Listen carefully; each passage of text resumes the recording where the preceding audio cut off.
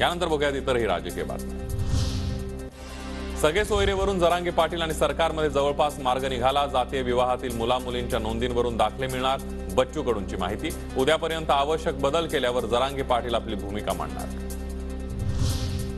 सगळे सोयरे नोंदींवरून 20 तारखेच्या आत मार्ग निघाल्यास मुंबईत आंदोलन नाही। जरांगे पाटलांची माहिती तर 54 लाख नोंदींवरून 20 जानेवारीच्या आतच जात प्रमाणपत्र द्या, जरांगे पाटलांची सरकारकडे मागणी। जरांगे पाटलांना कुठून माहिती मिळाली माहित नाही, पण जरांगे बोलतात तसं झाल्यास दुर्दैव ठरेल। आम्ही स्वतः आंदोलनात सहभागी होणार, जरांगेंच्या आरोपांवर बच्चू कडूंची प्रतिक्रिया। मनोज जरांगेंच्या मुंबईतल्या आंदोलनाला परवानगी नको, गुणरत्न सदावर्तेंची हायकोर्टात याचिका। फौजदारी रीट याचिकेवर 22 जानेवारीला सुनावणी।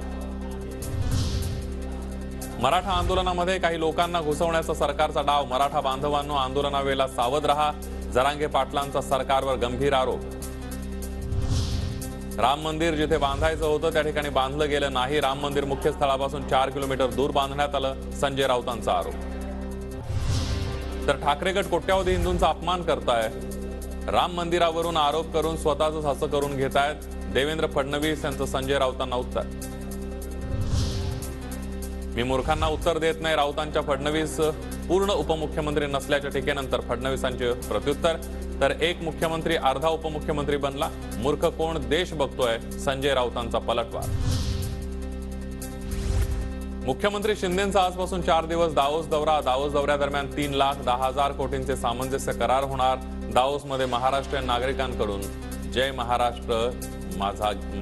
जय महाराष्ट्र माझा गीताचं सादरीकरण।